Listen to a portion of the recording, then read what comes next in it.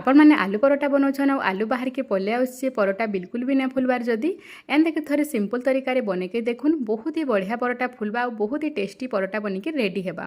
तो से सबुठ फास्ट होचे अटा चिटकीबाटा। अटा के देखुन मुझे आधा घंटा आगे चिटकी रखी देती आटा गिला चिटकी टाण बिल्कुल भी चिटकीबा ना टिके गिला ही चिटकीबे।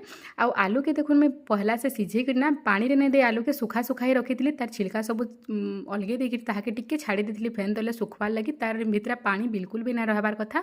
आ देखुन ताके मैं आलू मेसरे भल से मैश कर देछे।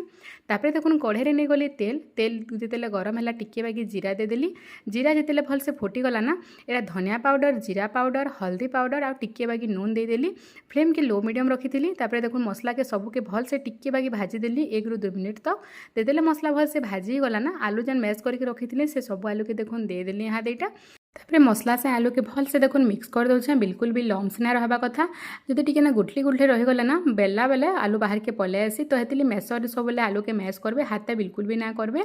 तो तापरे देखुन आलू देदेले भल से ठंडा हो गला ना मैं गोटे अटार देखुन गोला गोटे नहीं जाइए बटा गोटे और ताके टिके भाई पहलाटा बेली दौछे। टिके बेली दे सारा पर इनु आलू के देखुन हाथे भर देमी बहुत सारा आलू भरबे बहुत ही बढ़िया लगसी। आलू परोटा जदि आलू बहुत थी ना तो परोटा खाइबार लिए बहुत टेस्टी लगसी।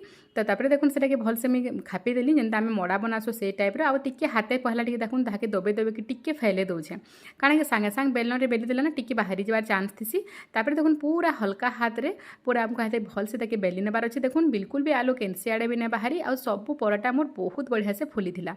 गोटे गोटे तो आपको देखे ना वीडियो रे बाकी सब परोटा बहुत बढ़िया से फुली थिला। तापरे देखुन आ गोटे सेम तरीका में आपको परोटा बनिके देखोचे जेनटा कि बहुत ही इजिली आ बहुत ही जल्दी बनी जाऊला। पूरा अटा जब नरम चिटकी थे ना जल्दी जल्दी से बेली ही जासी और बिल्कुल भी आलू बाहर के ना बाहरी।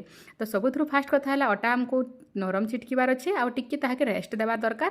आलू के ना सब बेले आमर मेसर ही मैश करबे ना जदि केनसी कूरा थी ना अदा कूरा से कूरी देबे हाथे बिल्कुल भी मैश ना करबे। तापरे स्टफिंग बिल्कुल भी आमर ना बाहरे। तापरे देखुन ताबारे देदेले मैं परोटा के केते बढ़िया से फुलुचे देखुन इटा बहुत ही बढ़िया से फुलसी बहुत ही इजी फुलवाटा आलू परोटा मुई भी आगुरी नहीं जानते धीरे धीरे तापरे शिखली मैं इटा। तापरे देखुन तेल दे सारा पर ऊपर जब तेल टिके देदेबे ना आउ बढ़िया से फुली जाऊँ पूरा आ जे ना टिके भी जब फाटी जाए काना हेबा ना पाते देखुन दबे देबे आ बहुत बढ़िया से फुले देबे पूरा।